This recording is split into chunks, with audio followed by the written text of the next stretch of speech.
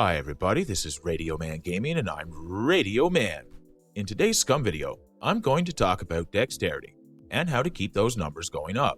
I'll also briefly touch on raising your other attributes. Overall, the stats are mostly easy to manage and it shouldn't take too long to cover everything. If you like this video and learned something useful, hit that thumbs up button. Please consider subscribing to not miss any of my future content. It will help me out immensely and I will greatly appreciate it.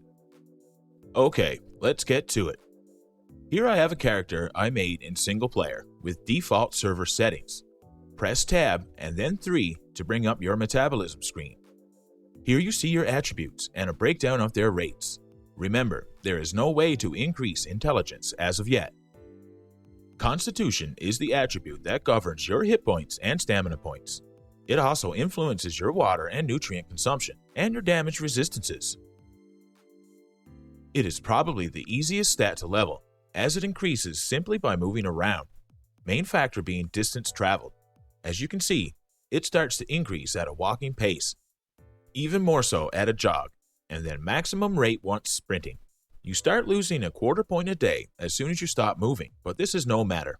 As long as you are actively playing, you will see your constitution increase. One more thing to add, these rates will not be as high if you are over-encumbered. Next up we have strength. This you can level all the way to 8, unlike the other stats which are capped at 5. Strength affects your melee damage, carry weight, and your calorie burn rate. It is also easy to level, you just need to move around while carrying a load. Here I have some weights I spawned in. Once you are at your encumbrance level, 19 out of 19 for me, you will start seeing gains while walking. More of course while jogging and sprinting. These rates will continue to increase as you add more weight. Once you are at double your encumbrance, you will get the maximum rate of 0.288 points a day while sprinting. At triple capacity, you will start getting the max rate simply by walking. Just remember, you also need to maintain your protein level, which leads into managing the tricky attribute, dexterity. Simply put, dexterity will increase as you are burning off fat. Your body does this if you have no food in your stomach or intestines. That is zero intake. If you mouse over energy in your metabolism screen, you will see your burn rate and your intake rate. At 0 with minimal work, you will begin to burn fat and gain dexterity at a slow rate. With a little testing, I found that you will get the maximum dexterity increase once you are net burning around 225 calories per hour. Maximum increase being 0.24 points a day. Now here's where the tricky part comes in. Once you have food in your belly and are absorbing calories, your gain immediately drops to 0. If you eat too much or eat food that is too fatty or with a lot of carbs like bread or crackers, you will begin to lose dexterity at the same rate you gain it. This makes it seem like you are getting nowhere, as you need to eat to survive. Just as in real life, with proper portion control and a little patience, you will see gains over time. What I mean by this is, you can get your net calorie intake versus burn to a certain point before you actually start storing fat and losing dexterity. And you do this by only eating 1 or 2 bites of food at a time, rather than, say, ingesting all 10 uses of a steak at once.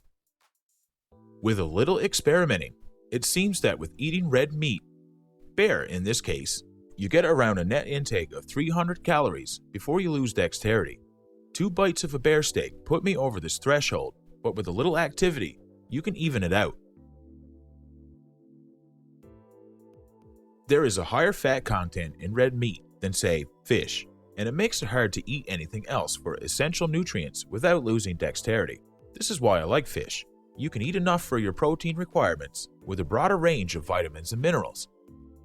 The only thing is, there are not a lot of calories in the fish, so you must eat vegetables you find around, whether it be mushrooms or corn or cabbage, to get the energy that you need.